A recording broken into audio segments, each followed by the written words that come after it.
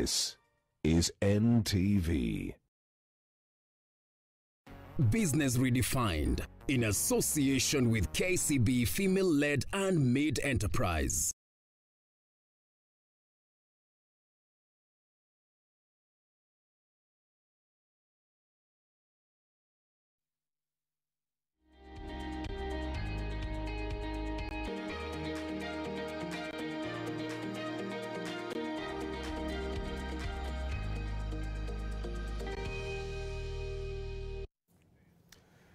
Welcome to this conversation on Business Redefined. We want to talk about the deadline for the tax invoice management system. That is November 30th, which is tomorrow.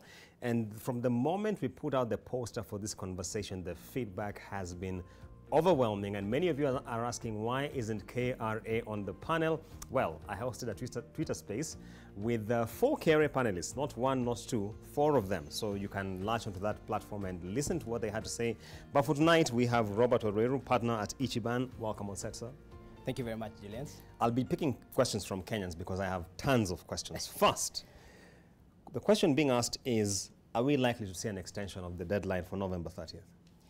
Well, I certainly hope we will be seeing an extension, Julian, for the simple reason that there are still quite a number of taxpayers who have not complied. And with the deadline looming, the question for Revenue Authority really is, do we punish taxpayers who are struggling to comply, or do we facilitate them to comply? And I know there's been 2 extensions before, but really Revenue Authority should consider extending this deadline because a lot of taxpayers are struggling.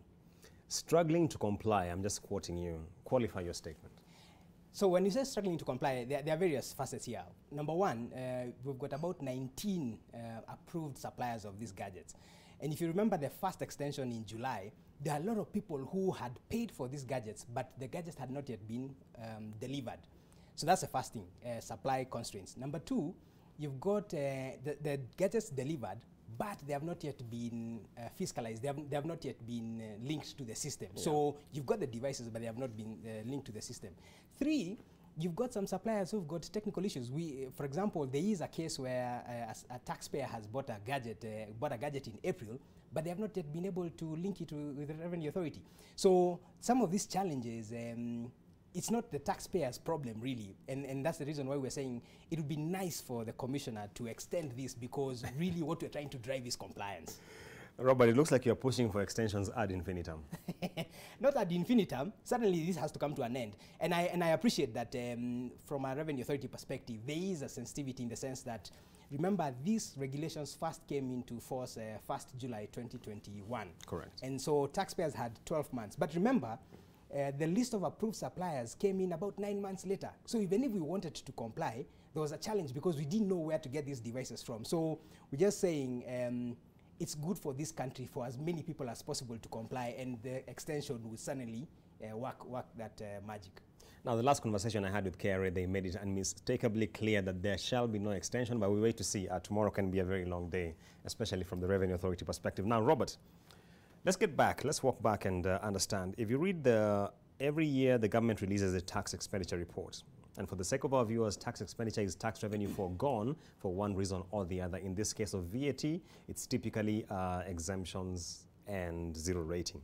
So VAT accounts for 2% of GDP in terms of tax expenditure, one of the largest drivers of foregone revenue. For those who are still struggling with why is this transition important, make us understand. Okay, so maybe it's useful to trace the history of ETRs in this country and why this came into place. Where ETR, you mean electronic tax register? Yes, electronic tax register. Yeah, okay. Let's start from there, electronic tax register.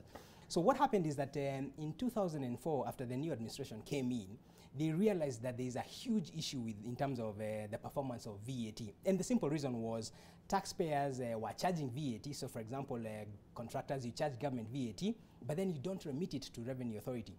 And so what government did is that in 2004, September, they came up with the electronic tax register regulations, which required everybody who is VAT registered to install this device. It was financed by the Exchequer because as a taxpayer, you are allowed to claim the full cost of that machine. And so with that, you saw an increase or a better performance of VAT. Yeah. Now you talked about the expenditure being 2%. Right now, VAT is performing at about 3.9% of GDP. So you can see that this additional 2% expenditure is what where the problem is. However, VAT has performed above 6% of GDP in the past. In fact, when Kenya's tax to GDP ratio was about 18%, VAT accounted for about a third of that. But you see right now, we are about 25% because it's about 3.9% of about 16%. Yeah. And so that is the problem with the VAT. The Revenue Authority has been looking at it and saying this tax head is underperforming. And it's got a lot of potential because it's a consumption tax. You know, everybody, for as long as you buy something, then you have to pay the VAT. And so this is what gave rise to the tax invoice management system, TIMS, that we're talking about today, and which is essentially allowing Revenue Authority to access a taxpayer's records on a real-time basis as far as VAT is concerned. Okay. So this was the genesis of this, and this is the reason why we're saying we are pleading for an extension, because it is for the good of this country, as many people as possible paying their VAT, because that will drive the VAT compliance in this country. Robert, I'm wondering, how is it that Kenya is lagging behind markets like Rwanda as far as this is concerned? Well, Julian, that's an interesting question, because part of the problem is some of these countries like Rwanda, for example, Ghana, Egypt, they have adopted web-based solutions so that I don't need to buy hardware. You see, the problem in Kenya we are facing right now is that we have to first of all buy the hardware, which is then integrated to Revenue Authority's systems so that it can report, because the essence is really real-time reporting. But some of these markets that you've mentioned, they use what is called API, Application Programming Interfaces. So it essentially allows a web-based interaction without necessarily buying the hardware. And what that does is that it makes the solution much cheaper, much more versatile, because as technology evolves, you don't have to change the hardware. Yeah. And really, that's the question that taxpayers are asking. Could we have a more versatile solution? There's a question here, Robert. Can you please ask Robert who specifically is eligible for this thing? Are there thresholds in terms of turnover? Fantastic question. So the obligation to comply with the tax invoice management system, TIMS, is for anybody who is VAT registered. And you qualify for VAT registration if the value of your taxable supplies is 5 million shillings or more in a year of income. Yeah. So meaning all the VAT registered taxpayers in this country should comply with these regulations. Wow. Another question coming in, Robert, is Robert is talking about gadgets and connectivity. What happens for we small players who don't have internet? Okay, that's a brilliant question as well. So actually, if you see the way this has been designed, it says real-time transmission or near real-time. So what happens is that if you don't have internet, the machine is supposed to back up that data, and then the minute you get an internet connection, there's a flurry of activity as it sends the data to Revenue Authority. So it doesn't matter even if you don't have internet for an extended period of time, the system will back that data up, and then the minute you're connected, automatically it transmits to Revenue Authority. Interesting question coming here, Robert. I don't mean to be a skeptic, but let me just ask, what are the penalties for non-compliance? You get where this guy is coming from? Oh, no, I mean, certainly. I mean, look, it's a very, very tough economy out here.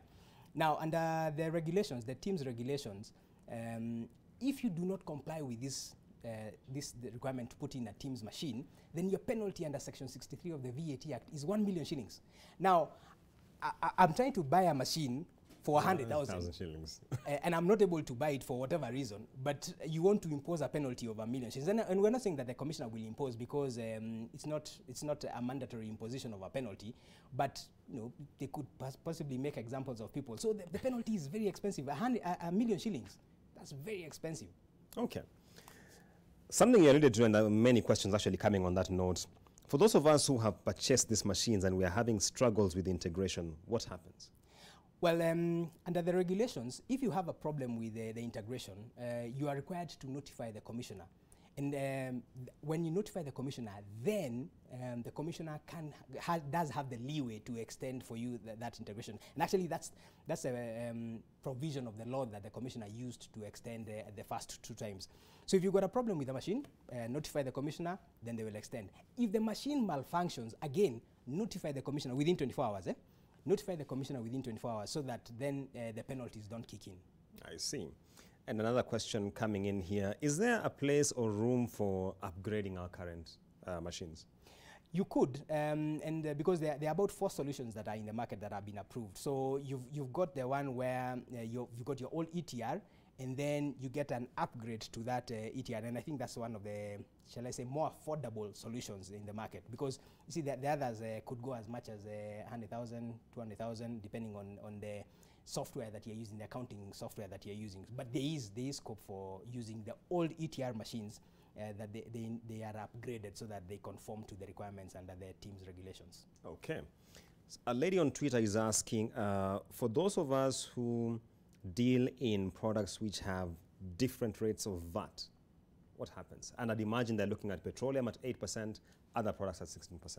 Correct. So now, and this is the reason why these machines need to be configured, because when you're going through the configuration process, your supplier will ask you, what is the nature of your supply? So you will say, I've got products that are at 16%, I've got others that are at 0%, I've got others that are at 8%.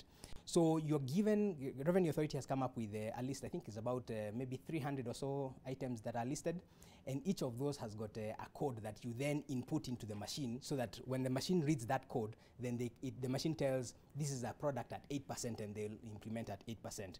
This one is at 16%. So that's the reason why the configuration process is a bit slow, because you've got to go through that, and of course you've then got to be trained in order to use it so that you don't make mistakes. That point by Robert takes us to a short break. We shall be right back with a lot more addressing your questions. We have not ignored them. Stay tuned.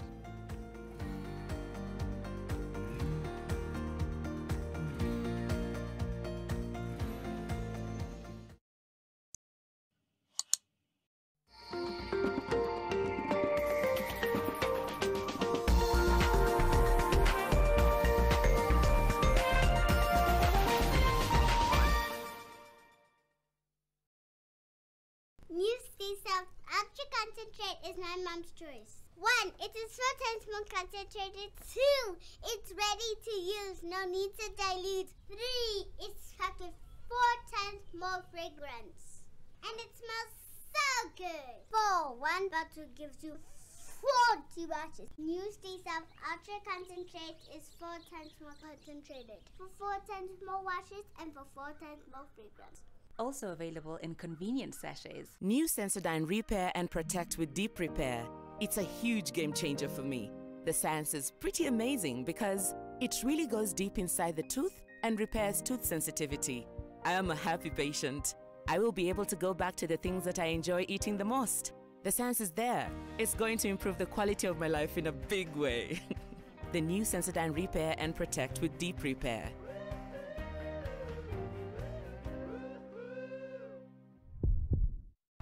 For an exclusive fragrance experience, try Nivea Men Deep Impact Body Lotion with a long-lasting woody fragrance, deep moisture, and a fresh skin feel. Make an impact with Nivea Men Deep Impact. Nivea Men, it starts with you. You're watching Business Redefined in association with KCB Female-Led and Made Enterprise.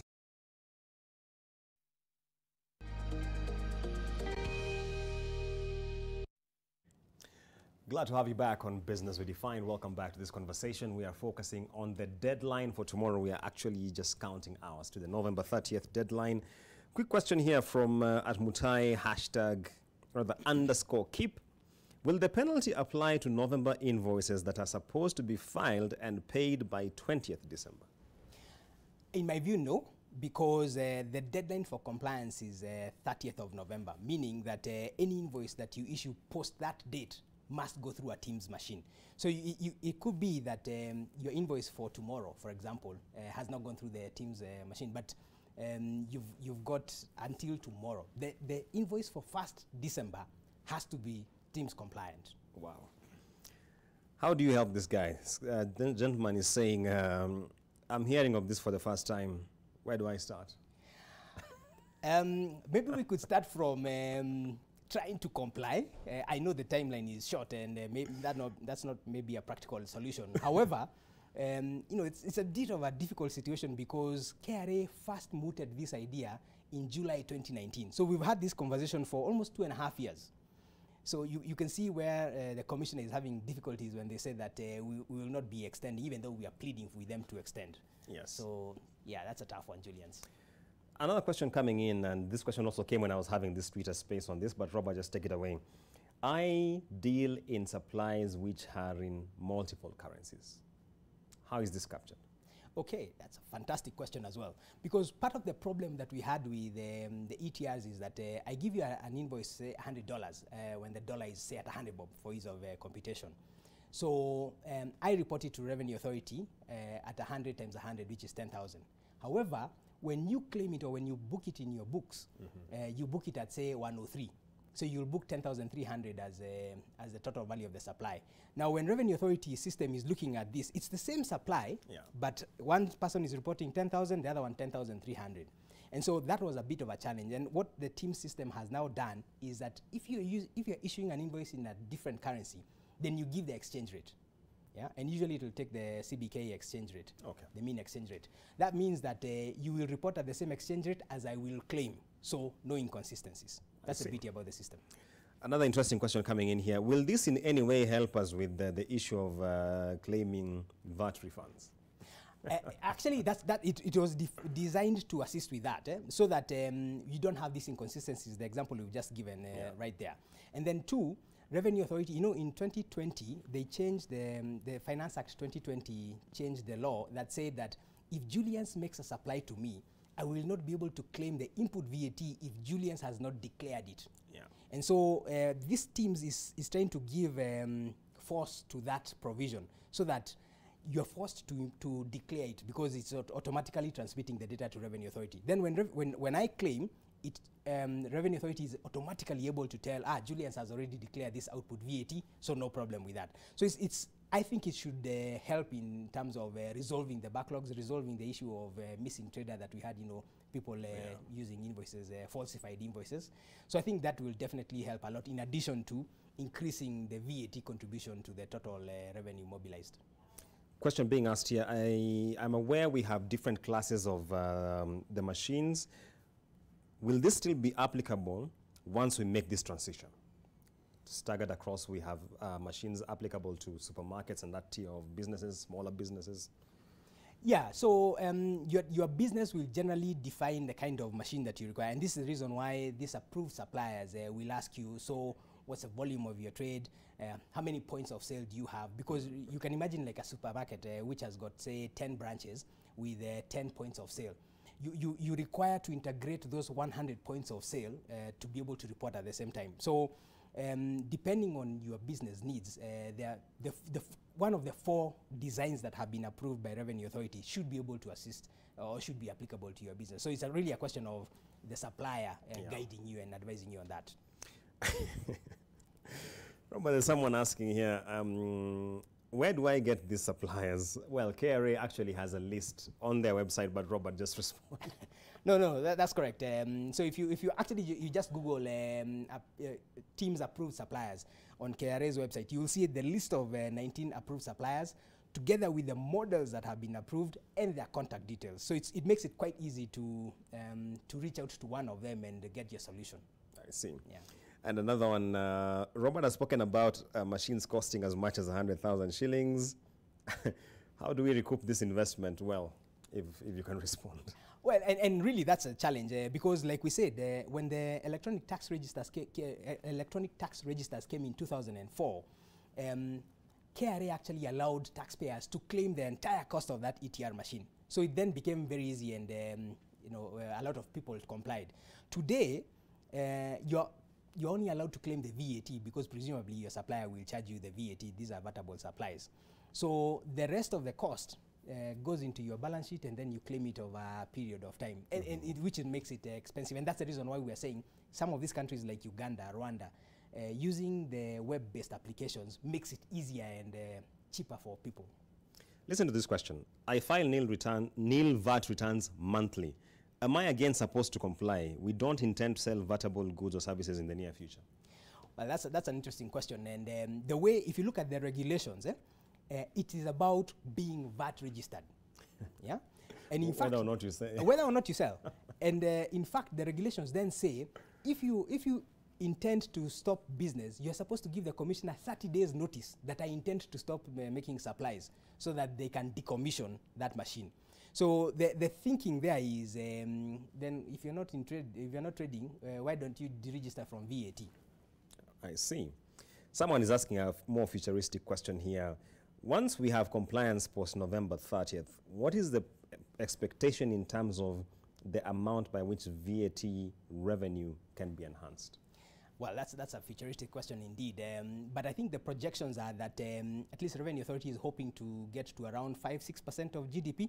You know, last year, to put these things into context, last year the total VAT collected, that is to the period 30th June 2022, was about 523 billion shillings out of the 1.9 trillion. So you can see it's about 27% or so without this TIMS being in force. But according to Revenue Authority, the projection is that they are going to be able to seal those loopholes, and that is likely to get to about 33%, one-third of the collections. So if you're talking about a target of 2.2 trillion, one-third of that, maybe 750 billion, it's a big number. Let's just put it that way. And that's one of the reasons why Revenue Authority is moving towards this. If you look at countries like Rwanda, it has really helped them plug that leakage. Someone is asking here, what happens where a VAT registered business person procures from an unregistered supplier? So, very good question. And it goes back to the amendment in the Finance Act 2020. If that supplier has not declared the output VAT, meaning the VAT that they have charged you, you can't claim. You cannot claim it. Exactly. And so what you'll see is that very soon, I will not agree to deal with somebody who is not compliant, because then it's an additional cost to me in the sense that I cannot claim that input VAT. And that's the thinking around this, TIMS compliance. Yes. Yeah. Interesting question here, Robert, and I see we're running out of time. But someone is asking that now that we see we are moving the route of Rwanda, as has been said, should you also expect VAT in the next Finance Act to be at 18%? I certainly hope not. No, I certainly hope not. Look, at 16%, it's performing. We don't believe that there is a need to increase it, at least from a practitioner's perspective. We don't think that there is a need to increase it, and particularly because as a globe or globally, we're seeing signs of a recession. So what you want to do is encourage consumption so that you can sort of show up demand. And so if you increase the VAT, the cost of this VAT, together with the cost of living and everything that we are talking about, then I think you're going to have a difficult time. And plus, you're giving more incentive to people to try and cheat around their tax obligations. So I certainly hope that in our lifetimes we don't see an 18% VAT again. I mean, Mweraria demonstrated to us that with a reduction in the VAT rate, you can actually collect more, and that's the principle. And that's the late Finance Minister, David Miraria. May you rest in peace. So tell me, someone is asking, did Robert really speak about a 1 million shillings penalty? Yes. Section 63 of the VAT Act, 1 million shillings for failure to comply. It's very punitive. That's, I've got so many comments on that. I think it is getting everyone scared.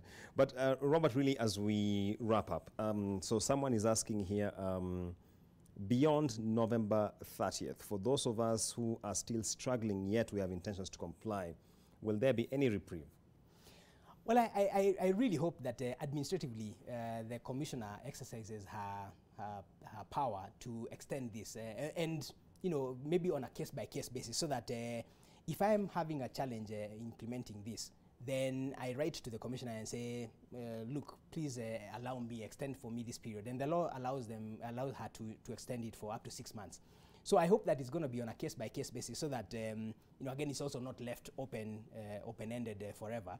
But certainly, the idea should be facilitate taxpayers to comply as much as possible, because at the end of the day, we'll then collect more taxes, and as a country, we'll be far better off. Okay. And someone again asking this question, which has been asked before, but for the sake of them, for those of us who are very small businesses, what does this mean for us? It's quite open-ended. Yes. So, Kenyans talk about small businesses, but, small is relative, yes. So, for as long as you're VAT registered, 5 million shillings of taxable supplies, and that means both zero-rated and standard rated, whether 8 or 16%. And so, for as long as you're VAT registered, then this is a regulation that captures you. And so you're required to comply. However small or however big you are for that matter, you need to comply. Listen to this, Robert. We've had so much conversation about the VAT on export services. What does this mean for that? Well, so first of all, VAT on export services is an animal on its own. Let's start from there. However, we do know that there is a case in court, and the parties are discussing how best to resolve that. My own view is that those services are exported and therefore zero rated, and you should then use code 270, you know, that list of codes that we talked about, code 270 for exported services, and therefore your invoice should come out with VAT zero rated. However, it's important to clarify, you know, consultants, it's important to clarify that that issue is in court, and so there's still a dispute about the VAT rating of exported services. That section actually needs a whole business redefined by itself just to discuss it. Robert, as we come to the tail end of this conversation, someone is asking the question around, is VAT really underperforming as a source of tax revenue when you compare it to other tax heads? I think it is. It's actually, the word that's been used is that it's punching below its weight. And for this reason, you see, this is a consumption tax. It doesn't matter who you are. If you buy fuel, for example, unless you're driving an electric car, if you buy fuel, then there's an 8% VAT charge on that. And so the question that government has been asking itself is, why is it that the GDP is growing, which would presumably mean higher consumption, but VAT is not growing at the same at the same rate? Yeah. And that part of that is explained by the expenditure that you talked about, the tax expenditure, the waivers and the exemptions, zero rating. But the other part is that perhaps government is not able to collect the proper VAT in these transactions. And that's the reason why they're asking for real-time visibility of these transactions. The minute you make a sale, immediately, in fact, that invoice comes out with a QR code, quick response code. So if I scan that code, then I'm able to tell whether that's a valid invoice or not. Yeah. And that's the idea. My director tells me we're out of time. Robert, your final remarks? My final remarks is I really, really hope that the commissioner exercises the discretion to extend this, because the more people who come into the tax net and pay VAT, then the better it is for this country. I think the penalties are quite stiff. Unfortunately, that's the law. And even then, I hope that the discretion will be exercised to support businesses so that you're not imposing these penalties. Thanks, Robert. Thank you so much to our viewers for your questions. I haven't captured all of them, but trust me, we shall continue. Especially tomorrow, we'll keep an eye on any development coming from the Revenue Authority, just to bring it to visibility for yours and my sake. Stay tuned to NTV.